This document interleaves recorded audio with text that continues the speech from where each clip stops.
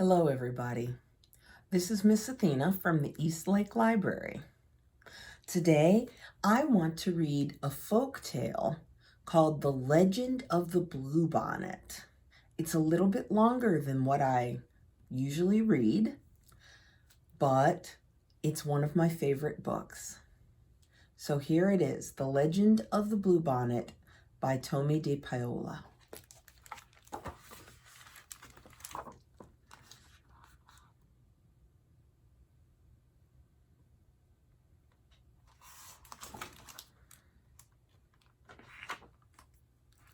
Now, this story is about the Comanche people in what is now called Texas.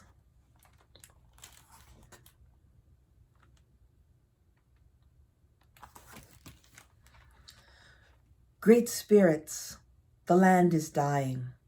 Your people are dying too, the long line of dancers sang. Tell us what we have done to anger you. In this drought, save your people. Tell us what we must do so you will send the rain that will bring back life.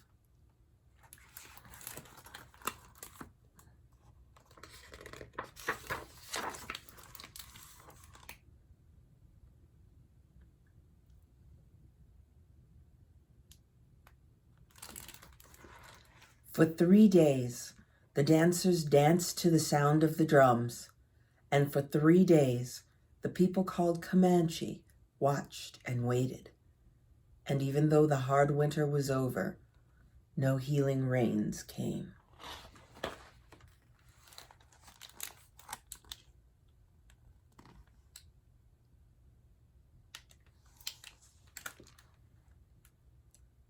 Drought and famine are hardest on the very young and the very old.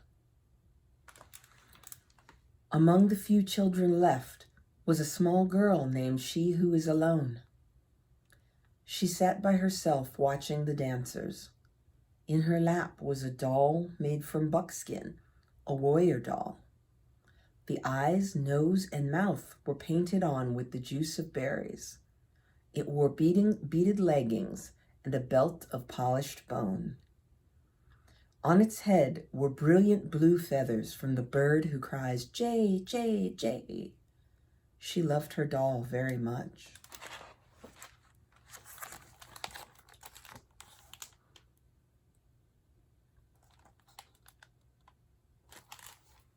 Soon, She Who Is Alone said to her doll, the shaman will go off alone to the top of the hill to listen for the words of the great spirits. Then we will know what to do so that once more the rains will come and the earth will be green and alive. The buffalo will be plentiful and the people will be rich again.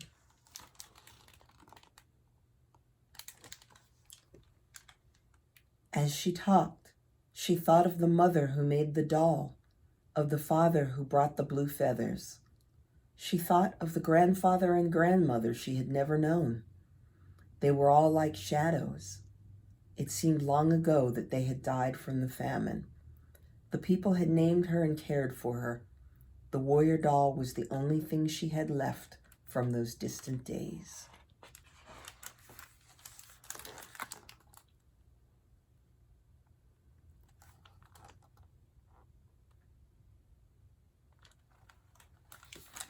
The sun is setting, the runner called as he ran through the camp. The shaman is returning. The people gathered in a circle, and the shaman spoke. I have heard the words of the great spirits, he said. The people have become selfish. For years, they have taken from the earth without giving anything back. The great spirits say the people must sacrifice. We must make a burnt offering of the most valued possession among us. The ashes of this offering shall then be scattered to the 4 points of the earth, the home of the winds. When this sacrifice is made, drought and famine will cease. Life will be restored to the earth and to the people.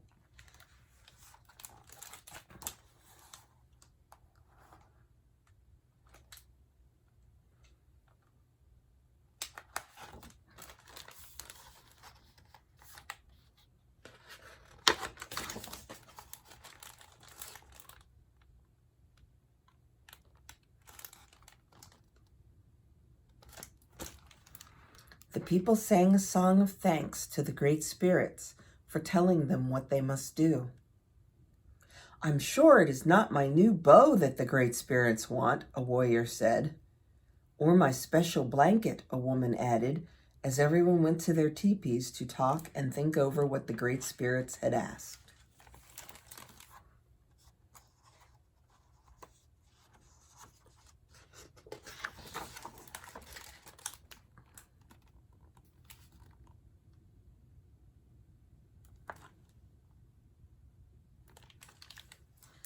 Everyone, that is, except she who was alone. She held her doll tightly to her heart. You, she said, looking at the doll, you are my most valued possession. It is you the great spirits want. And she knew what she must do. As the council fires died out and the teepee flaps began to close, the small girl returned to the teepee where she slept to wait. Do you know what a teepee is? It's a kind of tent, and some Native Americans used it to sleep in.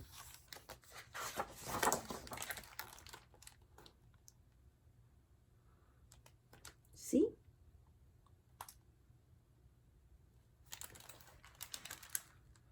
The night outside was still, except for the distant sound of the night bird with the red wings.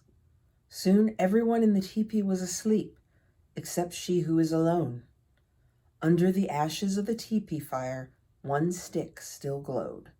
She took it and quietly crept out into the night.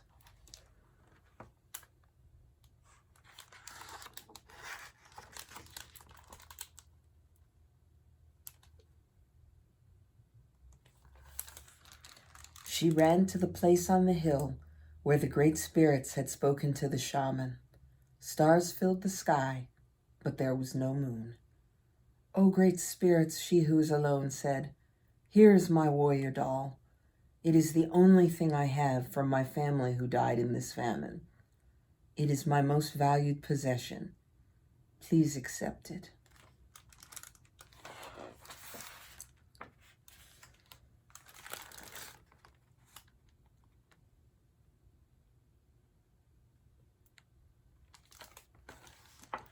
Then, gathering twigs, she started a fire with the glowing fire stick. The small girl watched as the twigs began to catch and burn. She thought of her grandmother and grandfather, her mother and father and all the people, their suffering, their hunger. And before she could change her mind, she thrust the doll into the fire.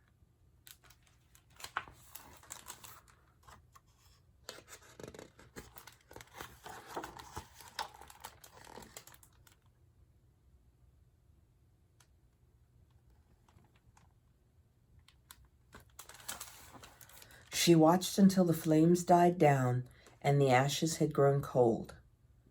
Then, scooping up a handful, she who was alone scattered the ashes to the home of the winds, the north and the east, the south and the west.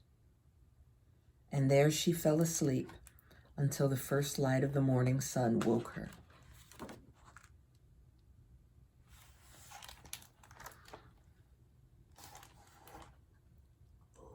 Look, what's happened?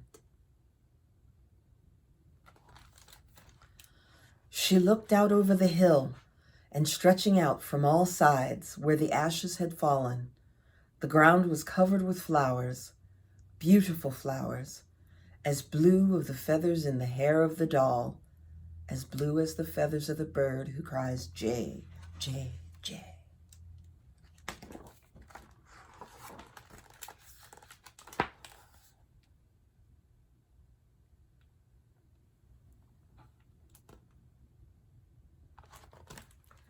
When the people came out of their teepees, they could scarcely believe their eyes. They gathered on the hill with she who was alone to look at the miraculous sight.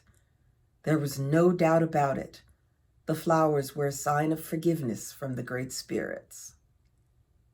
And as the people sang and danced their thanks to the great spirits, a warm rain began to fall, and the land began to live again. From that day on, the little girl was known by another name, one who dearly loved her people. There you see the rain.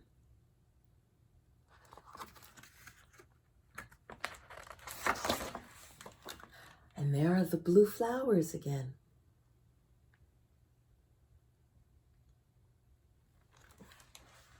And every spring, the great spirits remember the sacrifice of a little girl and fill the hills and valleys of the land, now called Texas, with the beautiful blue flowers, even to this very day. And those flowers are called bluebonnets. And here's what one looks like.